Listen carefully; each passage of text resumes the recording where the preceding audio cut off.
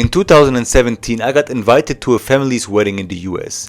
One night, we were sitting in my cousin's living room in Seattle watching some American TV series. She turns to me and asks, just to make sure, "Do you understand everything they say?" And me, I say, "Of course I understand."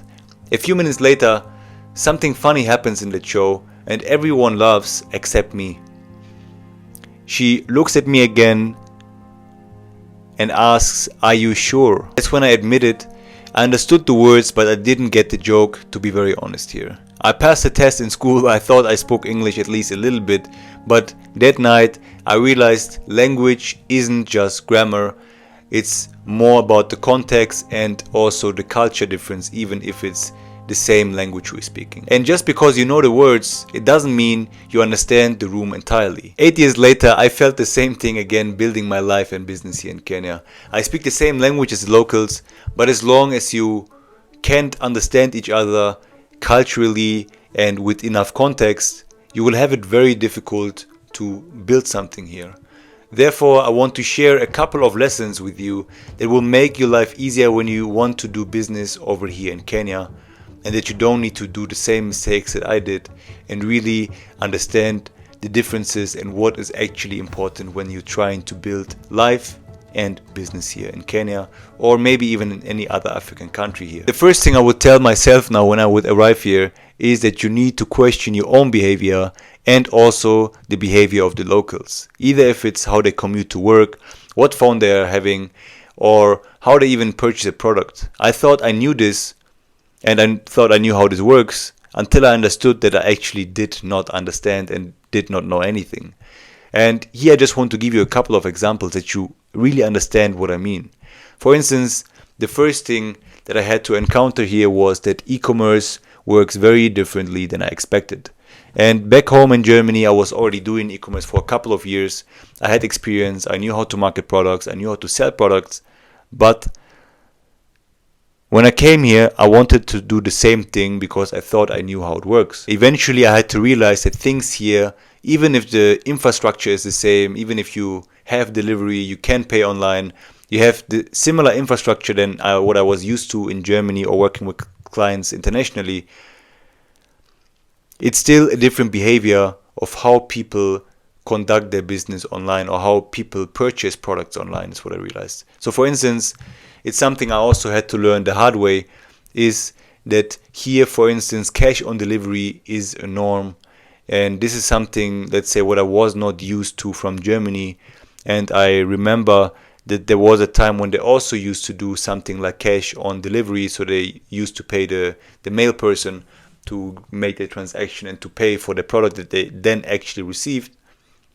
But this was a while back actually, so I didn't experience this time anymore. But now, 6 months in living here in Kenya, I moved my apartment, and so I had to get a lot of things from my apartment, and therefore I also didn't want to go to every single shop to figure out what things I want to get. I simply try to buy as much online as possible, and I made one of the mistakes I think what people warn you about all the time here, and this is I fell into an online scam. So I ordered something, they wanted me to make a deposit. I made the deposit, I don't know, was a not too big amount. This was something for outdoor furniture. I made the deposit, and on the day they were supposed to deliver, they came up with an excuse. They were saying, can you please send us also some money for the fuel that we have to get now, that we can come and deliver it ASAP to you. So because I knew that things like this existed at that time already, but I never had an encounter with this because I said barely shopped anything online at that point. So I fell for it. I sent them, I think, another, I don't know, it was a little amount, like 1,000 shillings, like $7 €7 or something like this. And then somehow when I tried to call them and ask them where they are, my calls didn't go through anymore. So I messaged them on WhatsApp. My messages never arrived anymore. So then they were just, basically they disappeared.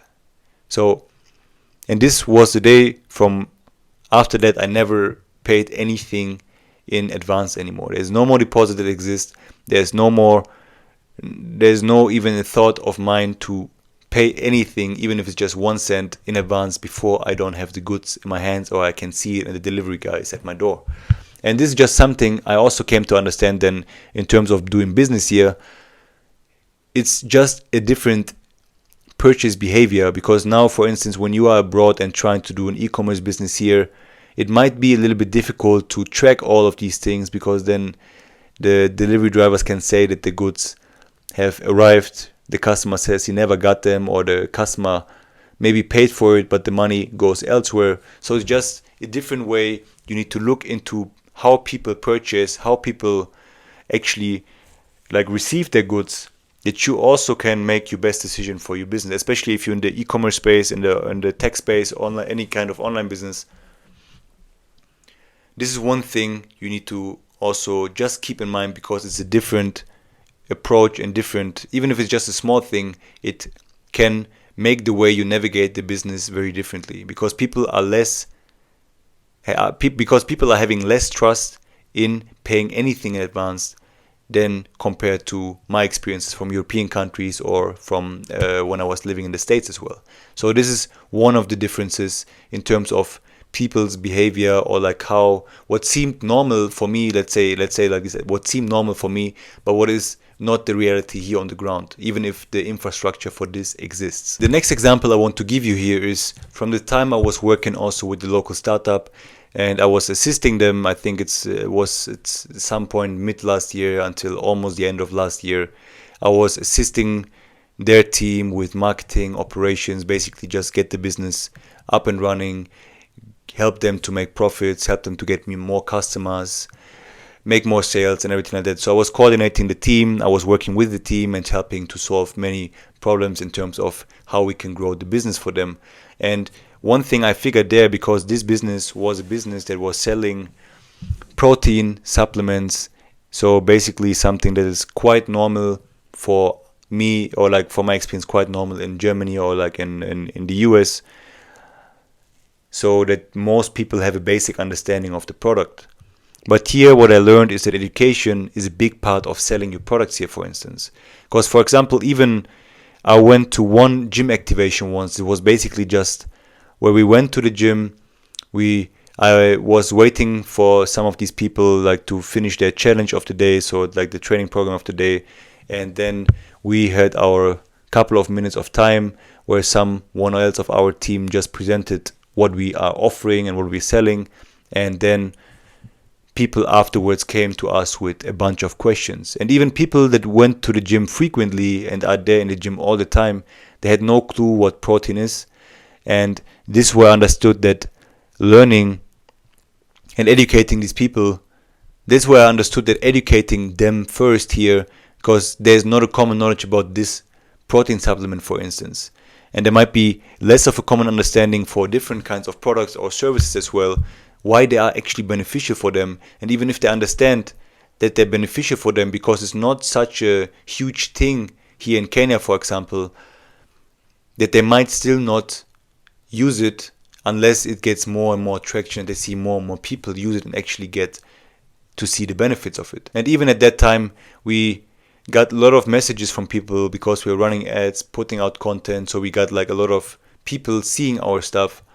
We still received many questions. What was quite interesting for me, received many questions where people are asking if they can just take this supplement and if they will gain muscles, if they can just take it without working out at all and still profit from the gains. So I just learned that education was a big part and was very needed for this kind of product to win and be successful in this market, for instance. And I can imagine that this also happens for many different other products that are maybe already available in the market, because it's not like that this supplement wasn't available at all. It was just not that common for people to use, and even for the regular gym goers, it was not a common product for them. So therefore, the lesson I want to give you here is as well that sometimes, even if things exist here, the same thing as before with the infrastructure exists and the products here in this case exist as well, but people still handle them differently, or still maybe don't have a relationship with these products. They never heard of them, they never use them, they don't know anybody that uses these products. So that's why you also need to think of the part of education you need to do to bring your business to the storefront, because just advertising doesn't work here that much, maybe just for a few people that know about these products and are using them frequently. But if you want to reach the wide mass of people that are actually your audience of people who would purchase this product, you need to also put a lot of effort into education in this case. Something else that's quite interesting is because I also used to work in restaurants since I was young. Since I was, I think, 15 years, I was always working in restaurants because my family had a couple of them in Germany. So I was always helping out, and later on also next to school, I was always there. So I also got a lot of touch points with restaurants and like how this industry works as well. What I see here, what's also interesting, if you go here to a restaurant and you don't receive a receipt, it's very likely that the person, the employer of this restaurant or cafe, whatever it is, pockets the money afterwards. Either they will put a different amount on the receipt later on so that they can pocket the difference in between, or they will just pocket it entirely. So therefore, it happened to me a couple of times, and therefore I think it's just an interesting thing to see, because even as I said, in the time I was working in restaurants, my family told me that this could happen. Some people did this, but it's not the common case for us. But here, I even met a guy who has two very well working bars here, so they're very busy and like well known here in Nairobi. And when I met him, he told me that they put security cameras up, and they have people during the whole night who observe every single drink that has been poured in their bar, just that they can count every single item that has been sold, and that they can later on match it with the actual numbers from the receipts. So it's just, I feel like it's very interesting that you have, usually you have the aim and ambition on the target to, of course, source a good location. What kind of food do you offer? What's your target audience? How do you get even your clients or your customers, they come and eat at your place or come and whatever do at your place. But here just adds another layer that you need to think of. What was, let's say in my case, what I didn't thought of before I came here and before I saw and observed all these things and I met all these different business owners. All this to say just that you understand that there's another layer of what you need to think of. Even when you get a lot of customers, you need to be also worry about that your money stays in the business, or that the business actually makes the money, and that the money doesn't flow out of the business and you don't know what happens. Another thing I came to understand was while I was consulting here, social media application. It was a local one, was only launched here in Kenya, and I was also again a bit more involved with the team, trying to guide the team and trying to make things work with the team, that we actually achieve the targets and everything that was necessary to bring the business up, basically. And at that time was something I also have not experienced, and this is, for instance, in our case, or the things I saw, was that the cultural differences play a huge role when you conduct or do business here on the ground. For instance, we had a team, and most of the team, they went on Fridays, they went to pray in the mosque. Yeah, was completely fine, what works totally fine. But until I saw it, it was not a thing for me, because I know from Germany, even if people go to mosque on Fridays, they do it afterwards work or like early in the morning or something, but they are not supposed to leave their workplace to go and to pray. But here the culture works a little bit different, and that I needed, when I saw it the first time I came back into the office, I was doing something, I was having a phone call or something, I saw no one was in the office. I was a little bit surprised, and later on I saw them coming back and telling me that they went to the mosque to pray, and then I understood that this also is just a very big difference in culture. So because in Germany I wouldn't have expected this, like back then, that people just leave work and go and pray, and they might just do it at work and like take a couple of minutes to do this. But here they can go and leave for a couple of hours to do this. And there was even another story I heard from someone. He's having a resort, quite a big hotel in Zanzibar, and he had the same issue, because then when people left over there, they didn't go for 1 or 2 hours to leave and to pray and then to come back. They actually went for long hours, and then later on he told me, or like I heard, that he has a problem that many of them then later just call and say like, the bus got stuck and the tire was flat of the bus, so I cannot come back to work at all, and something came up along the way, stuff like this. So they were just having excuses not to come back, or to come back very late to work. What made him also difficult is that he eventually tried to solve this problem by just building a mosque inside his resort or hotel in this case. So he respected the culture, what's completely good to do, but then he also solved his own problem that people didn't just leave for a couple of hours, that they left for the entire day, and they just left you hanging there when you were having a lot of guests in your place. So it's just another way of thinking, of implementing and knowing and understanding the culture you are trying to do business in. As I said, it's just people are different in their behavior. People are different from a culturally perspective as well. People are different from maybe their work moral, or maybe they are just lacking some skills here and there, or like see things in a different light than you do. And this is what you always have to keep in mind, That's what I meant earlier. If you come here to do business or to build life, you really need to immerse yourself into the culture to understand what are the differences, what are things that I don't know yet, and try to observe the locals to understand what's going on in their mind, to really try to give try to put together the best of your two worlds, because you understand, maybe you're a bit more technical, different things than maybe some of the locals do, but the locals still teach you a lot, because if you just put your own vision into this and you don't immerse yourself enough into the culture, you also might get lost quite quickly, because you don't understand the differences in terms of doing business and living here enough. There's also another example I want to give you here, and this is, for instance, also for me. I used to advertise for a lot of companies all over the world, in the US, in Germany, in Netherlands, UK, so many different countries around the world. And most of the time, as mentioned earlier, we were doing and focusing only on online advertisement. Would also work completely fine. It was a good way to see if there's even traction. You get your first clients, you make some money, and then you can see what you do, how you scale it and everything. Because there's also more trust in the Western countries. So here, for instance, when I was working with another startup, was quite fascinating, because the local team I was working with was super interesting to see what kind of ideas they came up with. And in the first strategy they came up with in terms of marketing, or to do something else, was, of course, online advertising was my part, because I had the most knowledge and everything about this.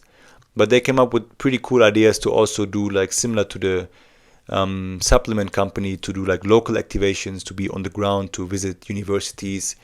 But also then later on they invited a couple of, I don't remember the number, but they invited a couple of boda drivers. These are the motorcycle drivers, and also the street vendors.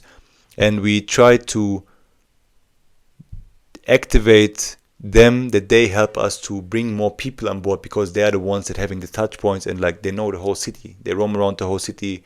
They take a lot of passengers with them all the time. They serve a lot of people food. So they're in touch with a lot of people, and we tried to give them an incentive that they bring us new users for our app that are actually creating something on the platform.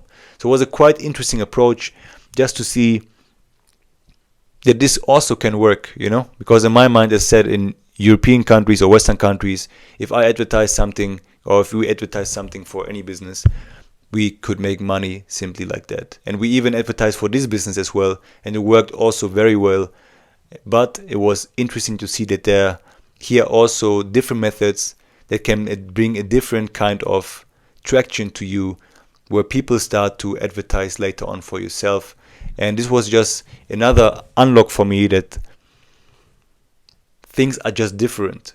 Things are different, and I had to immerse myself more. And I'm very thankful, because all these conversations and all these lessons I had working with all these different startups here on the ground, and seeing all these different and meeting all these different business owners, they now help me to learn more about the local markets, and I even could also give them my point of views on everything, like all the things I was maybe advanced in terms of the technical knowledge of different kinds of things, maybe other strategies that they were not aware of.